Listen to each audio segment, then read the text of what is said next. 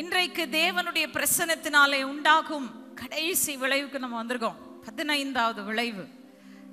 அது என்ன அப்படின்னு சொல்லி பார்த்தீங்கன்னா, என்னாகமத்தின் புஸ்தகம் 17ஆம் அதிகாரம் 7-8 வசனங்கள். அந்த கோல்களை மோசே சாட்சியின் கூடாரத்திலே கர்த்தருடைய சமூகத்தில் வைத்தான். மறுநாள் மோசே சாட்சியின் கூடாரத்துக்குள் பிரவேசித்த போது இதோ லேவியின் குடும்பத்தாருக்கு இருந்த ஆரோனின் கோல் துளிர்த்திருந்தது. ஓகே, தேவனுடைய பிரசனம் கோலை துளிர்க்க செய்யும். அப்படின்னா என்ன?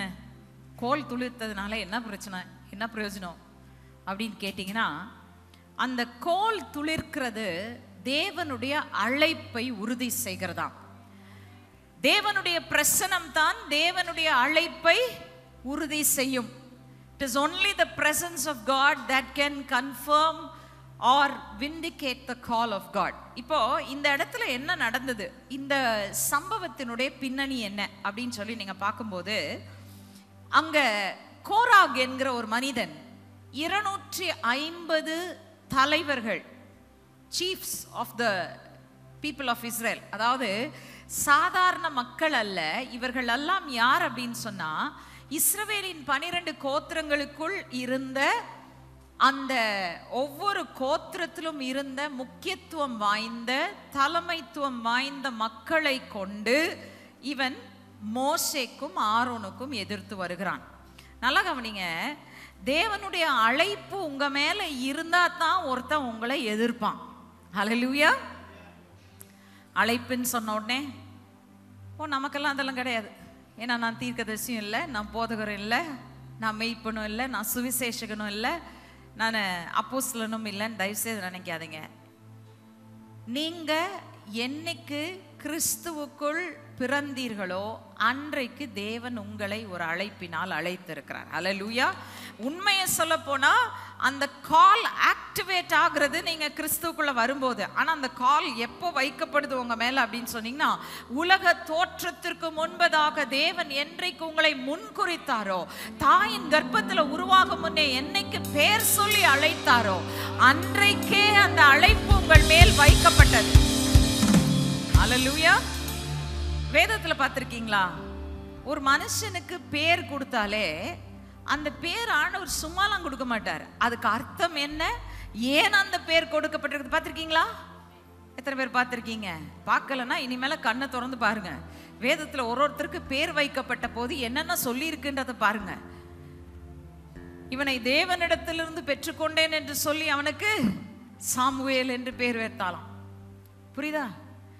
ஒவ்வொரு இடத்துலையும் wherever you look in the Bible you will see reasons behind the names. அது ஏன் தேவன் ஒரு மனிதனை சிருஷ்டிக்கும் முன்னையே அவன் இந்த உலகத்திலே யாரா இருக்க போகிறான், என்ன செய்ய போகிறான், என்னத்தை நிறைவேற்ற போகிறான், எப்படி தன் ராஜ்யத்தில் ஒரு பங்கை வகிக்க போகிறான் என்பதை தேவன் ஏற்கனவே தீர்மானித்து விட்டார்.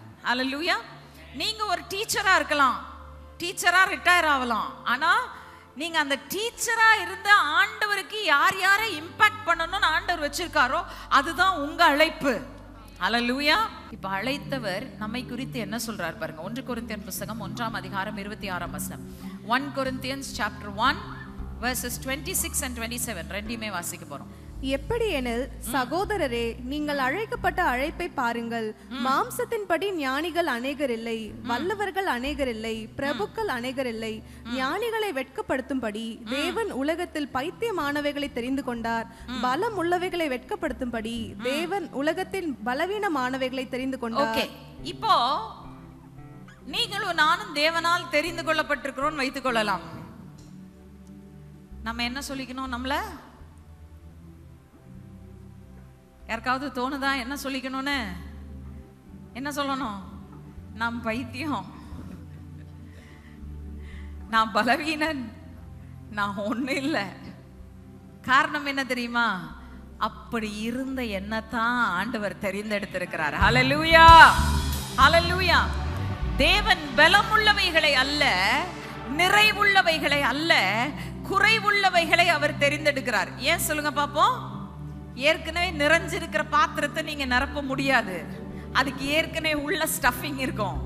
ஸ்டஃபிங் இருக்கிறத வெளியில எடுக்கிறதுக்குள்ள பாடாப்பட்டுருவோம். ஏன்னா முடியாது, அதெல்லாம் ஏற்கனவே நிறைஞ்சு போய் அமுக்கி தனக்குள்ள வச்சுக்கிச்சு. அதனால ஆண்டவரால் அவங்கள யூஸ் பண்ண முடியாது. யாரை யூஸ் பண்றாரு? அற்பமும் குப்பையும் குறைவும் உள்ள நம்மை எடுத்து தன் குமாரனுடைய ஆவியையும் சாயலும் நமக்குள் ஊற்றி நம்மை அவர் பயன்படுத்துகிறார். அல்லேலூயா. இப்ப தைரியமா சொல்ல முடியுமா? ஆமா, ஒரு காலத்துல பைத்தியம்தான், ஒரு காலத்துல ஒன்னும் தெரியாதுதான், ஒரு காலத்துல காலியான பாத்திரம் தான். ஆனா இன்றைக்கு அவர் நிரப்பி தம்முடைய நிறைவினால் என்னை நிறைத்திருக்கிறார். அல்லேலூயா. அப்படிப்பட்டவங்கள தான் தெரிந்தெடுக்கிறார். ஸோ இதுவரைக்கும் நான் ஒன்றும் இல்லை, எனக்கு ஒன்றும் தெரியாது, நான் யூஸ்லெஸ் அப்படின்னு நினைச்சீங்கன்னா நீங்க தான் ரைட் கேண்டிடேட். ஆண்டவருடைய அழைப்பு உங்க மேல வைக்கப்பட்டிருக்கிறதை தேவன் நிரூபிக்க உங்களை அழைத்து வந்திருக்கிறார். அல்லேலூயா. ஓகே, இப்போ லெட்ஸ் கோ பேக். அந்த என்னாகமம் 17:8க்கு நம்ம போவோம். தேவன் வந்து சொல்றாரு, இப்போ நீ என்னதான் ட்ரை பண்ணாலும் இவனுங்க எதிர்த்துட்டு நிற்கத்தான் செய்வாங்க. இந்த டிசென்ஷன், இந்த கண்டென்ஷன், இந்த வாக்குவாதத்தை, இந்த ஆர்கியூமெண்ட்டை என்ன பண்ணலாம்? முடிவுக்கு கொண்டு வரலாம்ப்பா. 12 கோத்திர பிரபுக்களை என்ன செய்ய சொல்லு? தங்கள் தங்கள் கோல்களை எடுத்துக்கொண்டு வர சொல்லு. என்னாகமம் 17:8 திரும்ப வாசிக்கலாம். மறுநாள் மோசே சாட்சியின் கூடாரத்துக்குள் பிரவேசித்த போது இதோ லேவியின் குடும்பத்தாருக்கு இருந்த ஆரோனின் கோல் துளிர்த்திருந்தது. அது துளிர் விட்டு பூ பூத்து வாதுமை பழங்களை கொடுத்தது. ஓகே, இந்த கோத்திர பிதாக்கள் கையில கோல் இருக்கிறது எப்பவுமே இட்ஸ் a habit. ஏன்னா அது அவர்களுடைய அதிகாரத்தை, அவர்களுடைய அந்த ஆளுகையை எல்லாத்தையும் குறிக்குது. ரைட்? நம்ம நிறைய இடத்துல வாசிப்போம். யூதா கிட்ட தாமார் வந்து என்னத்தை கேட்டு வாங்குறா சொல்லுங்க பாப்போம்? அந்த கையில இருக்க கோலை கொடுத்துரு. ஏன்? அதுதான் உன் அடையாளம். பேர் எழுதப்பட்டிருக்கும் அந்த கோரில், யூதாவினுடைய கோல் அப்படின்னு. இந்த கோலை பார்த்த உடனே யூதாக்கு தெரிஞ்சு போச்சு, நம்ம தான் தப்பு பண்ணவன்னு. புரியுதா? அந்த கோல் கோத்திர பிதாக்களின் கையில இருக்கிற கோல். அப்ப ஆண்டவர் சொல்றாரு, 12 கோத்திரங்களுக்குள்ள கோலையும் நீங்க கொண்டாந்து இங்க வைங்க. அந்த 12 கோல்களில் 11 கோல்கள் வெறும் கோல்கள் தான். ஆனால் ஒரு கோல் தேவனுடைய கோல். எங்க இருந்து வந்தது அந்த கோல்? மோசே வனாந்திரத்தில் இருக்கும்போது ஆண்டவர் அந்த கோலை கீழே போட சொன்னாரு. கோல் பாம்பா மாறிச்சு. சொன்னாரு, தலையை பிடிச்சி தூக்காத, வாலை பிடிச்சி தூக்கு. இங்கதான் உன்னை மறுரூபப்படுத்துறேன். நீ முட்செடிக்கு, எரிகிற முட்செடிக்கு வந்த, முட்செடி உனக்குள்ள இருக்கிற நிலைமையை இப்போ வெளிப்படுத்துது பாரு. கோலை என்ன செய்ய? தலைகீழ தூக்கு. அந்த கோலை கொண்டு ஏற்கனவே தேவனுடைய வல்லமையை மோசே என்ன செஞ்சிட்டாரு? பார்வோனுடைய அரண்மனையில செயல்படுத்தி காட்டிட்டாரு. யார் செயல்படுத்தினா? மோசேனுடைய கோல், தேவனுடைய கோல். ஆரோன் அதை பயன்படுத்தி அங்கே செய்தார் அற்புதத்தை. விளங்குதா உங்களுக்கு? அப்ப ஆரோனுடைய கையில இருக்கிற கோல் யாருடைய கோல்? மோசே தேவனிடத்திலிருந்து பெற்று கொடுத்த கோல். மற்ற 11க்கு இந்த பிராக்டிஸ் கிடையாது. ஏற்கனவே ஆண்டவர் என்ன செஞ்சிட்டாரு? இதை பயன்படுத்தி காட்டிட்டாரு. ரைட்? இப்ப அந்த 12 அங்க கொண்டாந்து வைக்கிறார். வச்ச உடனே நம்ம வாசிக்கிறோம், அடுத்த நாள் காலையில மோசே போய் சாட்சியின் கூடாரத்துக்குள்ள நுழையும் போது என்ன இருந்ததாம்? லேவியின் குடும்பத்தாருக்கு இருந்த ஆரோனின் கோல். இப்ப புரியுதா ஏன் சொல்றேன்ட்டு? லேவியின் குடும்பத்துக்கு ஒருத்தருக்கு ஒரு கோல் இருக்கும். இப்ப இது வந்து யாருடைய கோல்? ஆரோனுடைய கோல் லேவியின் குடும்பத்துக்காக வைக்கப்பட்டிருக்கிறது. அந்த கோல் துளிர்த்தது மட்டுமல்ல, துளிர் விட்டு பூ பூத்து வாதுமை பழங்களையும் கொடுத்ததாம். இது எதை காட்டுவதற்கு ஆண்டவர் செய்தார்? அடுத்த அதிகாரம் 7ஆம் வசனம் நமக்கு சொல்லுது. நம்பர்ஸ் 18:7, என்னாகமத்தின் புஸ்தகம் 18ஆம் அதிகாரம் 7ஆம் வசனம் தேவன் ஏன் இதை செய்தார் என்பதை நமக்கு காண்பிக்கிறது. ஆகையால் நீயும் உன்னோட கூட உன் குமாரரும் பலிபீடத்துக்கும் திரைக்கு உட்புறத்துக்கும் அடுத்த எல்லாவற்றையும் செய்யும் பொருட்டு உங்கள் ஆசாரிய ஊழியத்தை காத்து சேவிக்க கடவீர்கள். உங்கள் ஆசாரிய ஊழியத்தை உங்களுக்கு தத்தமாக அருளினேன். அதை செய்யும்படி சேருகிற அந்நியன் கொலை செய்ய கடவன் என்றார். ஓகே, நேத்து இந்த வார்த்தை வாசித்தோடனே தத்தமாக அருளினேன். அது என்ன தத்தம்? ஒருவேளை டிஜிட்டல் பைபிள் எதுவும் தப்பா இருக்கோ அப்படின்னு போய் வேகமா பிரிண்டட் பைபிளை எடுத்து தேடினா தத்தம் தான் வருது. எந்த பைபிளை தேடினாலும் தத்தமாக. அது என்ன ஆண்டவரே தத்தமாக? தத்து கொடுக்கறத கேள்விப்பட்டிருக்கோம், அடாப்ஷன் தான் கேள்விப்பட்டிருக்கோம், அதே நான் தத்து கொடுத்தீர் அப்படின்னு சொல்லி அந்த மூல வார்த்தையில போய் பார்த்தா it chase it's a gift. என்னவா? கிஃப்ட். எது கிஃப்ட்? ஆசாரிய ஊழியம் நான் உனக்கு கொடுத்த கிஃப்ட்ப்பா. இப்போ நீங்க அழகா ஒரு செயின் போட்டுட்டு வந்திருக்கீங்கன்னு வச்சுக்கோ. நான் வந்து உங்கள்கிட்ட சொல்றேன், செயின் நல்லா இருக்கே, எனக்கு இந்த செயினை கழட்டி கிஃப்டா கொடுத்துட்றீங்களா அப்படின்னு கேட்டா நீங்க என்ன சொல்வீங்க? முதல்ல மனசுக்குள்ள நினைவீங்க, அடைச்சி அப்படின்னுவீங்க. கிஃப்டெல்லாம் கேட்டா வாங்குறது அப்படின்னு யோசிப்பீங்க. நீங்க என்ன செய்வீங்க? ஏதாச்சும் ஒரு சாக் பாக்ஸ், ஐயோ நான் இது பழசு போட்டிருக்கிறது, நான் வேற வாங்கி தரேன்ட்டு நவுந்துருவீங்க. புரியுதா?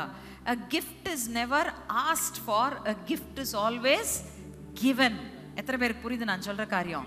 நீங்க ஒரு ஒரு கிஃப்டை வந்து ஒரு ஈவை நீங்கள் கேட்டு பெற்றுக்கொள்வதில்லை, மற்றவர் தங்களுடைய விருப்பத்தின்படி தங்களுடைய மனப்பூர்வமான சம்மதத்துடன் கொடுப்பதுதான் கிஃப்ட். ஆண்டவர் ஆரோனை பார்த்து சொல்றாரு, எப்பா நீ கேட்கல, நீ என்கிட்ட வந்து ஆசாரியனா இருக்கிறேன் நீ நிக்கல, நான் ஆயத்தம் பண்ணி உனக்கும் உனக்கு பின் வரும் உன் குமாரருக்கும் நான் கொடுத்திருக்கும் கிஃப்ட் தான் இந்த ஆசாரிய ஊழியம். ஹல்லேலூயா. இத கேள்வி கேட்கறதுக்கு எவனுக்கும் அதிகாரம் கிடையாதுன்னு அப்பதான் ஆண்டவர் ப்ரூவ் பண்ணாரு. எத்தனை பேருக்கு விளங்குது? நம்ம பார்க்கிறோம், ஆண்டவர் அந்த 7-8 month ப்ராசஸ் என்ன பண்ணிட்டாரு? ஓவர் நைட் அப்படியே டக்குன்னு நடந்துருச்சு. இப்ப நடந்த உடனே யாராலையும் எதிர்த்து பேச முடியவில்லை. அதோட என்ன ஆயிடுச்சு? முடிஞ்சு போயிடுச்சு கதை. அந்த கோல் துளிர்த்தது எதை குறிக்கிறது? 3 காரியங்கள் வேகமா சொல்லி நான் முடிக்க போறேன். முதலாவது, தேவனுடைய அழைப்பை கொண்டு அவருடைய பிரசன்னத்துல நீங்க நடந்தீங்கன்னா, if you have the call of God upon your life and if you walk in the presence of God, you will always be fruitful. நீங்கள் எப்பொழுதும் பலன் கொடுக்கிறவர்களாய் இருப்பீர்கள். ஹல்லேலூயா. பலன் எங்க உண்டாச்சு? அழைப்பு ஆரோனுடைய கோல் மேல இருந்தது. ஆரோன் கோலை கையில வச்சுக்கிட்டு சுத்தி தான் இருந்தாரு. அப்பெல்லாம் வாதமா பழம் வந்துச்சா? வரல. எப்போ வந்துச்சு? கொண்டு வந்து தேவனுடைய சமூகத்துல வைத்து ஆண்டவரே அழைப்பை உறுதி செய்யும் என்று சொன்ன உடனே என்னாச்சு? பலன் வந்துச்சா? வரலையா? எத்தனை பேருக்கு விளங்குது? சிந்திக்கணும். இதுதான் இந்த சீரீஸ்லயே ரொம்ப ஆழமான செய்தி. விளங்குதா? இதை நம்ம சிந்திச்சு பார்த்தா தான் புரியும். உங்க அழைப்பு இருக்கு, நீங்க அந்த அழைப்பை கொண்டு அபிஷேகத்துல நடந்தா தான் பலன்களை நீங்க காண முடியும். பலன் இல்லை, பலனற்று போறேன் அப்படின்னா அழைப்பு இருக்கு, ஆனா நீங்க எங்க நடந்துட்டு இருக்கீங்க? அபிஷேகத்துல நடக்கல, மாம்சத்துல நடந்துட்டு இருக்கீங்க. பிரசன்னத்துல நடக்கல, உலகத்துல வெளியில நடை போட்டுட்டு இருக்கீங்கன்னு அர்த்தம். புரியுதா? நல்லா ஞாபகம் வச்சுக்கோங்க. தேவனுடைய பிரசன்னத்திற்குள் நடை போடுகிறவர்கள் தான் அந்த ஃப்ரூட்ஃபுல்னஸ் பலனை காண முடியும். இந்த ஃப்ரூட்ஃபுல்னஸ் எப்படி இருக்கும்? ஏசாயா 35:2 வாசிக்கலாம். Isaiah chapter 35 verse 2. அது மிகுதியாய் செழித்து பூரித்து ஆனந்த களிப்புடன் பாடும்.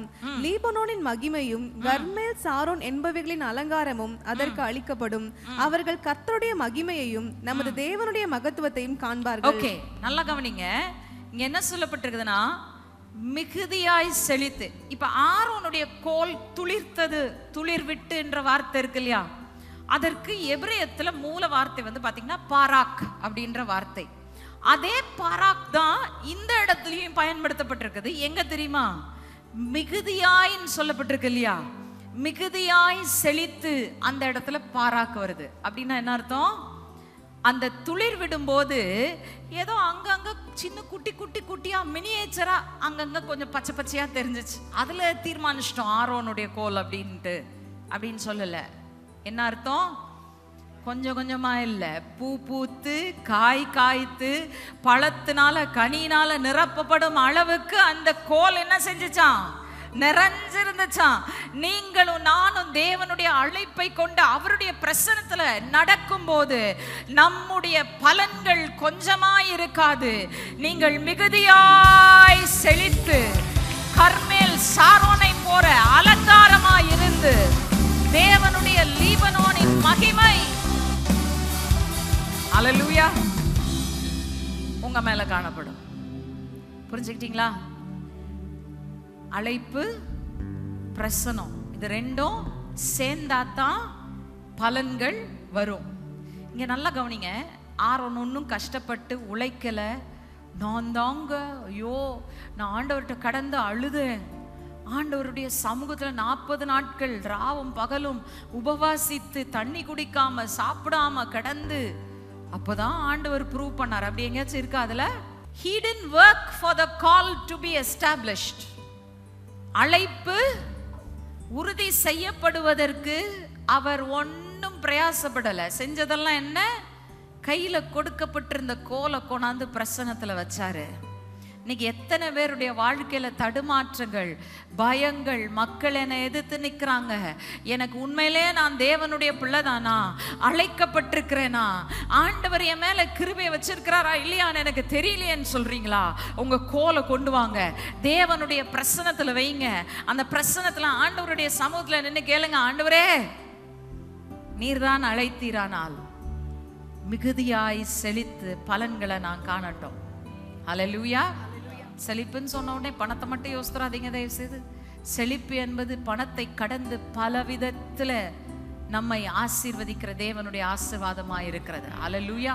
ஆவிக்குரிய ஆசீர்வாதம், ஆத்துமாவில் ஆசீர்வாதம், சரீரத்துல ஆசீர்வாதம், எல்லா விதத்திலும். புரியுதா? ஆண்டவர் அவருடைய சமூகத்துல தான். அந்த சமூகத்துக்கு இன்னொரு வார்த்தை பார்க்கலாம். ஓசியா 14ஆம் அதிகாரம் 5ஆம் வசனம். ஓசியா chapter 14 verse 5 வாசிங்க. நான் இஸ்ரவேலுக்கு பனியை போல் இருப்பேன், அவன் லீலி புஷ்பத்தை போல் மலருவான், லீபனோனை போல் வேரூன்றி நிற்பான். அல்லேலூயா. பனியை போல அப்படின்னு சொன்ன உடனே என்ன வருது உங்களுக்கு ஞாபகம்? பனி எதை குறிக்குது? தேவ பிரசன்னத்தை குறிக்குது. அவர் சொல்றாரு, நான் பனிய போல என் பிரசன்னத்தை அவங்க மேல இறங்க பண்ணுவேன். அவங்க என்ன பண்ணுவாங்க? அந்த பிரசன்னத்திற்குள் வருகிறவர்கள் லீலியை போல செழித்து, அவர்கள் மிகவும் செழித்திருந்து அலங்காரமாய் இருந்து, அலங்கோலம் எல்லாத்தையும் அலங்காரமா மாத்தி நான் அவங்களை ஆசீர்வதித்து மகிமைப்படுத்துவேன். அல்லேலூயா. இரண்டாவதாக வெளிச்சம். என்ன வெளிச்சம்? யாத்ராகமம் 25ஆம் அதிகாரம் 34ஆம் வசனம். Exodus chapter 25 verse 34. விளக்கு தண்டிலோ வாதுமை கொட்டைக்கு ஒப்பான 4 மொக்குகளும் பழங்களும் பூக்களும் இருப்பதாக. ஓகே, இப்போ இது என்ன? விளக்கு தண்டு. விளக்கு தண்டுல என்ன பதித்திருந்தாங்களாம்? என்ன வடிவமைக்கப்பட்டிருந்தது? வாதுமையின் மொக்குகள், பூக்கள், பழங்கள். ஓகே, மொக்கு, பூ, பழம், மூணுமே இருந்தது. எங்க இருக்கு? லாம்பை சுத்தி இருக்கு. லாம்ப் எதுக்கு யூஸ் பண்றீங்க? விளக்கு எதுக்கு யூஸ் பண்றீங்க? வெளிச்சம் கொடுக்கிறதுக்கு, ரைட்? அப்ப எதை குறிக்குது இது? தேவனுடைய வெளிச்சத்தை குறிக்கிறது. என்ன வெளிச்சம்? இந்த வெளிச்சம், இந்த பொன் குத்து விளக்குல இருக்கிற வெளிச்சம் எது மேல விழுந்தது? எதிரே இருந்த சமூக தப்பங்களின் மேஜையின் மேல் விழுந்தது. அப்போ எதை குறிக்குது? தேவனுடைய வார்த்தையை குறிக்கிறது. அப்போ இந்த வெளிப்பாட்டின் வெளிச்சத்தை கர்த்தர் உங்கள் இருதயத்தில் கொடுக்கிறார். நீங்கள் வேதத்திலிருந்து அவருடைய ரகசியங்களை பார்க்க ஆரம்பிக்கிறீங்க. ரகசியத்தை பார்த்து நடந்தீங்கன்னா நீங்க தடுமாறுவதில்லை, நீங்கள் விழுந்து போவதில்லை, நீங்கள் அழிக்கப்பட்டு போவதில்லை. நீங்கள் எப்பொழுதும் தேவனுடைய வெளிச்சத்தை வீசுகிறவர்களாயும் இருப்பீர்கள். நீங்க நிறைய பேர் பைபிள் வாசித்திருக்காங்க, ஏகப்பட்ட முறை பைபிள் வாசித்திருக்காங்க, 60 முறை 70 முறை பைபிள் அத்தனை முறை வாசித்திருக்கேன் அப்படின்வாங்க. ஆனா வசனம் தெரியுமே தவிர வசனத்துல அவங்களுக்கு வெளிச்சம் கிடையாது. அதனாலதான் காலையில எந்திரிச்சா பைபிள் வாசிக்கிறது கஷ்டமா இருக்கு. விளங்குதா? எத்தனை பேருக்கு பைபிள் வாசிக்கிறது கஷ்டமா இருக்குன்னு கேட்க மாட்டேன், கையை தூக்க வேணாம். பைபிள் வாசிக்கிறது கஷ்டமா இருந்தா பரவாயில்ல, இன்னைக்கு என்ன பண்ண போறீங்க? வீட்டுக்கு போய் உட்கார்ந்து சொல்ல போறீங்க, ஆண்டவரே நீங்க என்ன அழைத்தது உண்மையானால் உங்க பிரசன்னத்துல வரேன்பா, உங்க பிரசன்னத்தை என் மேல நீங்க ஊற்றுங்க. அந்த பிரசன்னத்துல இருக்கிற வெளிப்பாட்டின் வெளிச்சம் உங்க வார்த்தை எனக்கு ஜீவனுள்ளதாய் மாற்றி தரட்டும். அல்லேலூயா. நான் வசனத்தை எத்தனை முறை வாசித்திருக்கிறேன்றது முக்கியம் இல்ல, நான் வசனத்தை வாசிக்கும் போதெல்லாம் உங்க சத்தம் எனக்கு கேட்கணும் ஆண்டவரே. அல்லேலூயா. கடைசியாக இந்த கோல் துளிர்த்தது எதை காண்பித்தது? எரேமியா 1:9-10 வாசிங்க. Jeremiah chapter 1 verses 9 and 10. கர்த்தர் தமது கரத்தை நீட்டி என் வாயை தொட்டு, இதோ என் வார்த்தைகளை உன் வாயிலே வைக்கிறேன், பார், பிடுங்கவும் இடிக்கவும் அழிக்கவும் கவிழ்க்கவும் கட்டவும் நாட்டவும் உன்னை நான் இன்றைய தினம் ஜாதிகளின் மேலும் ராஜ்யங்களின் மேலும் ஏற்படுத்தினேன் என்று கர்த்தர் என்னுடனே சொன்னார். ஓகே, ஆண்டவர் எரேமியாவுக்கு சொல்றாருப்பா, உன்னை தீர்க்கதரிசியா அபிஷேகம் பண்ணிட்டப்பா, நீ என்னுடைய வார்த்தைகளை கொண்டு பேசுவாய். யாருக்கு பேசுவாய்? இஸ்ரவேல் ஜனங்களுக்கு மட்டுமில்ல, பூமியில இருக்கிற ஜாதி ஜனங்களுக்கு, தேசங்களுக்கு நீ தீர்க்க தரிசனம் உரைப்பாய்ன்னு சொல்லிட்டாரு. இத சொல்லிட்டு என்ன கேட்கிறாரு பாருங்க, அடுத்தது என்ன பேச வைக்க போறாரு, அதுக்கு ஒரு டெஸ்ட் வைக்கிறாரு. வாசிங்க எரேமியா 1:11-12. பின்னும் கர்த்தருடைய வார்த்தை எனக்கு உண்டாகி அவர், எரேமியாவே நீ என்னத்தை காண்கிறாய் என்று கேட்டார். வாதுமை மரத்தின் கிளையை காண்கிறேன் என்றேன். அப்பொழுது கர்த்தர், நீ கண்டது சரியே, என் வார்த்தையை தீவிரமாய் நிறைவேற்றுவேன் என்றார். ஓகே, என்ன வார்த்தையை நிறைவேற்றுவேன்? பிடுங்கவும் இடிக்கவும் கவிழ்க்கவும் அழிக்கவும் இன்றைய தினம் உன்னை ஏற்படுத்தினேன். எதை குறிக்கிறது? பிடுங்கிறது, இடிக்கிறது, கவிழ்க்கிறது, அழிக்கிறது எதை குறிக்குது? தேவனுடைய நியாய தீர்ப்புகளை கொண்டு வந்து செலுத்துவதை குறிக்குது. இன்னைக்கு எரேமியா பேசின நியாய தீர்ப்புகள் இன்னமும் பூமியில நடந்து கொண்டு இருக்கிறது. இது முடிஞ்சதுக்கு அப்புறம் கட்டுறது நாட்டுறது நடக்கும். ஆனா முதலாவது என்ன செய்யணும்? தேவனால் உண்டாகாதவைகள் எல்லாம் இடிக்கப்பட்டு போகணும். அப்பதான் ஒருத்தரை கொண்டு வந்து நீங்க தேவனுடைய ராஜ்யத்துல நிலைநாட்டி அவனை கட்டி எழுப்ப முடியும். அல்லேலூயா. உங்க அழைப்பு உறுதியானா தேவனுடைய நியாய தீர்ப்பு செலுத்துகிற பாத்திரமாகவும் நீங்க இருப்பீங்க. யார் மேல? வாசிங்க ஏசாயா 66:14. Isaiah chapter 66 verse 14.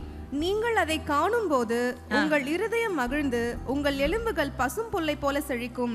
அப்பொழுது கர்த்தருடைய ஊழியக்காரரிடத்தில் அவருடைய கரமும் அவருடைய சத்துக்களிடத்தில் அவருடைய சினமும். யாரிடத்தில் அவருடைய சினம்? யாரிடத்தில் அவருடைய நியாய தீர்ப்புகள்? சொல்லுங்க, கர்த்தருடைய கரம் எங்களோட. சொல்லுங்க சொல்லுங்க, நஞ்ச தட்டி சொல்லுங்க, கர்த்தருடைய கரம் எங்களோட, அவருடைய சினம் அவருடைய சத்துருக்கள் மேல. அல்லேலூயா, அல்லேலூயா. பிசாசின் ராஜ்யத்தின் மீது. உங்க சத்ரு மனுஷனே கிடையாது, ஞாபகம் வச்சுக்கோங்க. மோசே போல ஆரோனை போல நீங்க யோசித்துக்கணும். இந்த ஜனத்தை அழிச்சிடுறேன், உன்னைய பெரிய ஜாதி ஆக்கிடுறேன், விட்டுருன்னு கேட்கிறாரு. வேண்டாண்டவரே, தயவு செய்து விட்டுருங்க இந்த ஜனத்தை. ஏன்? உங்க நாமம் தரிக்கப்பட்ட ஜனம், இவங்க எனக்கு விரோதமா முறுமுறுத்து பேசி நீங்க அவங்கள அழிச்சிடுறது பெரிய விஷயம் இல்ல. பூமியின் ஜாதி ஜனங்கள் பார்த்து சொல்லுவாங்க, பாருங்க இந்த ஆண்டவரை நம்பி அழிச்சிட்டாரு அப்படின்றவாங்க. உங்களுக்கு அந்த பேர் வேணாம் ஆண்டவரே. புரியுதா நான் சொல்றது? அதுதான், that's the heart of intercession. ஆனா கர்த்தர் தன் சத்துருக்களின் மீது, எந்த சத்துருக்கள் உங்களுக்கு மாம்சத்துல நிக்கிறாங்களோ அவங்கள கட்டி வச்சிருக்கிற அந்த அந்தகார ஆவிகளின் கிரியைகளின் மீது தேவன் தன்னுடைய நியாய தீர்ப்பை ஊற்ற வேண்டும் என்றால், நீங்கள் தேவனுடைய அழைப்பை கொண்டு அவருடைய பிரசன்னத்துல நடைபோடுகிறவர்களா இருக்க வேண்டும். When the presence and the call come together, there will be judgment.